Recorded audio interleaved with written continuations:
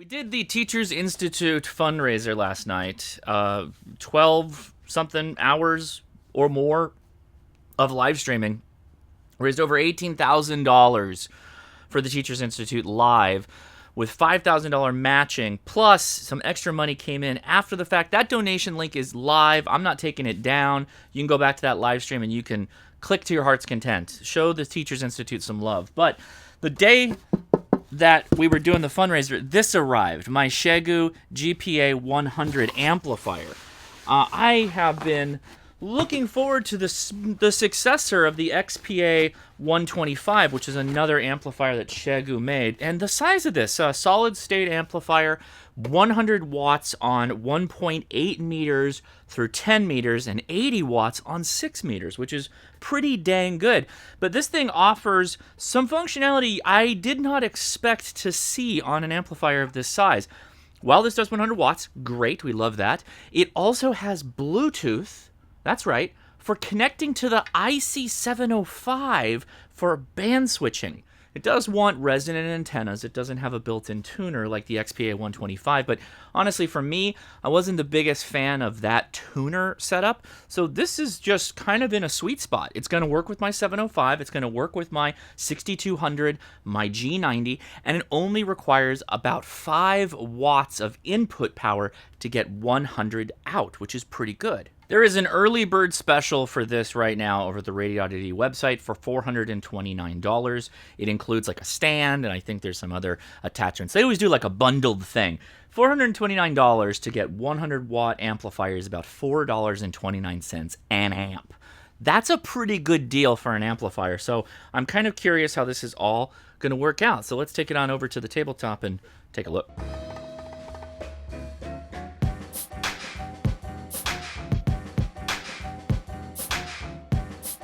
The amp comes with a pretty nice power lead that's fused, pretty thick wire, and it comes with 2 interface cables, one for the G90 and then one for other radios. So this would be like your ICOM 705 or in this case the 6200. So I'm going to plug this in here. Now we have this in auto mode. If I throw some power at it, this is a 11.33 amp draw on the meter, getting about 75 watts out, at least on this meter. So let's test that. We'll put a power meter in line here. And with my comically large meter, MFJ level of quality here, we're getting 100 watts, even though this is reading out 69 watts. It's showing 100 here. Who do I trust? Flipping things around, I'm using the cable into the 705, and yeah, readout of 66 watts gets you 100 on the power meter without any issue. Rock solid there too. Kind of weird. I'll take the 100 watts, but it's only showing power out of 65. Interesting. To make the Bluetooth work, you gotta hold down the auto button. And then that brings up this auto channel select. So ACC channel is just auto RF sensing, and use these top row of buttons to adjust it. So if you hit up, the arrow moves up and you can OK it, which will change the setting. I have this connected to Bluetooth, so I'm gonna hit exit.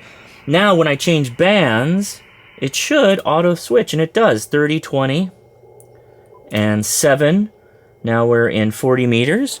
So that does work. I don't know the advantage of doing that, but let's do a power test on all the bands. And 120 watts out at 10.3 amps. It's reading 81 amps. So wow, 120 amps or watts out, it looks like. 100 watts on 80 meters, 66 watts on red on the screen, and about 10.56 amps on draw. Interesting. 100 watts and reading 66 watts on the meter, 9.6 amps of draw. About 100 watts, 70 watts on the meter here on the amp, and 9.24 amps on draw. 14 meters, a little over 100 watts, 74 watts on the meter on the red meter of the amp. 20 meters, the power meter is showing over 100 watts, looks like 110 maybe, and about 74 watts on the amp itself readout. Interesting. At 8.5 amps draw. 100 watts on meter, 73 watts on the amp, and 9.3 amps on draw. This is another 100 watts. It's showing 73 though. It's very interesting. 8.72 amps. 24 megahertz. Again, 100 watts, super stable. 70 watts on the amp, 8.57 amps on draw. And here's 28 megahertz. Oh, gotta be in CW mode. Sure enough, rock solid 100 watts, 8.55 amps, and 69 watts shown on the actual amplifier. Very weird. And here's 50 megahertz. So this is advertised as doing 80 watts on 6 meters. And yeah, it's about 80 watts out, like on the nail. At 11.9 amps to get there, though. This could be bad, but I'm going to try and throw 2 meters at it. Let me dial back the power a lot. Alright, here we go. No power output. It's saying 5:1 SWR. So it doesn't like that. It says no transmit. Does not like. 28 though, back to 10 meters. Yep, right back, no problem. Interesting. So I had some little bits and bloops when I was touching it and playing around with the wires. The relays, what sounded like inside the amp, were kind of clicking about, but it wasn't transmitting, it wasn't keying up, it wasn't putting out power. And so it seems, so far it's not keying up a fan or anything. It's not loud. I'm gonna do a bit of a key down test here just to see how we do. So here's 10 meters. Let's get some power out of this for a little while. Let's hold until the fan comes on.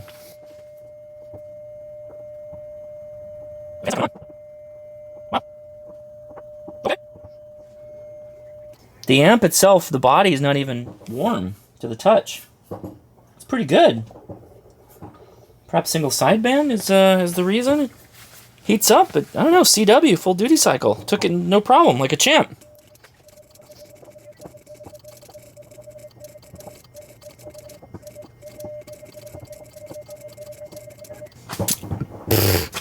No problems. Yeah, just started slamming on it. No big deal. I will note that I am running the 705 with the upgraded USB-C board on the right-hand side, which does improve the keying interface. I don't know if that has anything to do with it. Probably not, because we're not even using it. We're using Bluetooth right now. And it's just fine. I will note that every time I key up, the 705 does show a little blast of standing wave ratio reading. See that every time? Oh, now it's good. Oh, there it's back again. I'm going to plug it in. I'm going to go back to the interface cable. I'll turn off Bluetooth. Doesn't seem to be switching now, though.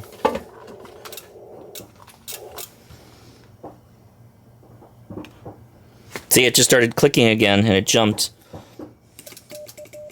Doesn't like that. Now, I will note, too, when we are in full break-in, and I'm manually changing bands, it is showing no SWR hit, and it's giving me 100 watts. So let's go back to auto. Just handling the radio, it's clicking. Can you hear all the clicks?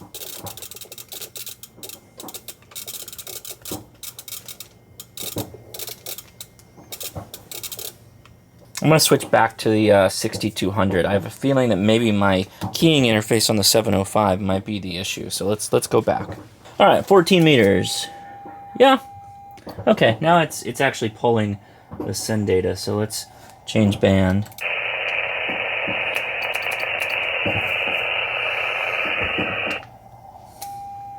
Yeah, right in there. Changed immediately. Okay, so a couple of things I'm noticing here. The readout is low, don't know why that is, but on the meter, it's 100 watts. Second, the accessory cable for the 6200 works flawlessly. The 705 seems to be a bit fussy, but that could be because I have that upgraded module. That could be why. I don't know about that. However, the 705 worked fine with the Bluetooth keying. Oh, it went into fault mode, but it's still putting out full power. Interesting. Let's turn it off and on again. See if we can clear that. Okay. Yep. So I'm going to jump all the way down to... Yeah, it's switched over. No problem. It's kind of wild that the power reading on this is lower than what it's actually putting out. That's kind of funny. Seems to be pretty redundant to throw in some wonky stuff at it. So I was throwing 7 megahertz at it when it was actually thinking it was in 160 mode, or is on different bands with the 705, and it throws a fault, and it seems to put out a little bit of power, but it doesn't get too upset about it. You just restart it, and it seems to be fine. I did not trip the overdrive, because I really never went above 6 watts, so keep it within 5 watts. That's the suggestion there, but yes, it seems pretty solid otherwise. Power draw, 11 amps about. That's within the realm of expectation for 100 watts out. That's actually not that bad. So considering that you're driving a little bit from your QRP radio, you can use something like the 6200 to be your drive. Again, 5 watts, give or take. And then you get 100 watts out if you're using this, assuming you got the battery that can run it. And that's something to consider. So, yeah. All in all, this does exactly what I expected it would do and seems to perform pretty well. Playing around with some of the settings, it seems to be a nice little addition for QRP radio. So if you are a QRP enjoyer and maybe you haven't taken the dip into a base station ham radio and maybe you don't have the space, or I don't know, there's a myriad of reasons why you might not want a base station 100 watt radio and just want to amplify a QRP radio. This is a great option for that, particularly if you have Xiegu radios like the G90 or the 6200, or the ICOM IC-705 and this are a pretty good pair. So yeah, recommendation for me. I think it's a good one. Price is right too. Cost per amp ain't bad at all for what you're getting. So anyway, I'm Josh KI6NAZ 73.